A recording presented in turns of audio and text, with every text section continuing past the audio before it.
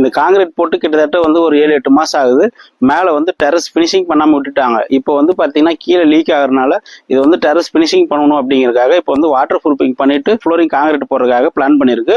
இப்போ பார்த்தீங்கன்னா இதுக்கு மேலே வந்து வாட்டர் ப்ரூஃபிங் பண்ணுறதுக்கு முன்னாடி இந்த எப்பவுமே அந்த மேலே இருக்க சர்ஃபேஸை வந்து மதர் காங்கிரீட், அதாவது நம்ம காங்கிரீட் போடும்போது எந்த லெவலில் இருக்கோ அதுக்கு மேலே இருக்கிற லூஸ் கலவை எல்லாமே நம்ம வந்து சிப்பிங் பண்ணி எடுத்துட்டு அதுக்கப்புறம் நம்ம வந்து வாட்டர் ப்ரூஃபிங் பண்ணி ஃப்ளோரிங் போட்டால் தான் நிற்கும். அப்படி இப்போ பார்த்தீங்கன்னா இந்த இடத்துல வந்து இது எல்லாமே வந்து மேலே போட்ட இதுக்கு வேலை செய்யும்போது போட்ட கலவை தான் மீதி இருந்த கலவையை நிறைய விட்டு போயிருக்காங்க. அது எப்படி தெரிஞ்சுக்கலாம்னா பாருங்க, இதுதான் ஆக்சுவல் மதர் ஸ்லாப், இதுதான் நேச்சுரல் காங்கிரீட்.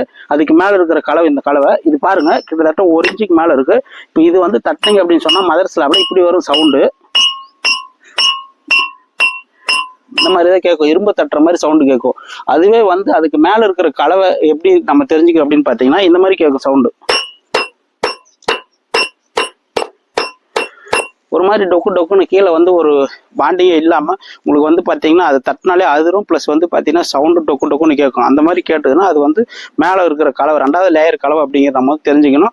அந்த மாதிரி மேலே இருக்கிற லேயரை ஃபுல்லாக க்ளீனாக எடுத்துட்டு அதுக்கப்புறம் தண்ணி ஊற்றி கழுவிட்டு அப்புறம் நம்ம வாட்டர் ப்ரூஃபிங் பண்ணோம்னா மட்டும்தான் அது வந்து பர்மனண்டான சொல்யூஷனாக இருக்கும். ஆக்சுவலி வந்து நம்ம காங்கிரீட் போட்டதுக்கு அப்புறம் தான் இந்த பீம்லாம் ஃபினிஷிங் பண்ணுவோம். இந்த பீம் ஃபினிஷிங் பண்ணும்போது மேலே கலவை போட்டுட்டு அந்த கலவை வந்து வேலை செஞ்சுட்டு என்ன பண்ணுவாங்கன்னா நம்ம வந்து பார்க்காத போது அந்த வேலை செய்கிற மேசனுங்க வந்து மீதி இருக்கிற கலவை மேலே அப்படியே தண்ணி ஊற்றி கரைச்சி அப்படியே மேலே தட்டி விட்டு போயிடுவாங்க. அந்த மாதிரி விடுறதுனால தான் இவ்வளோ கலவை இருக்கு.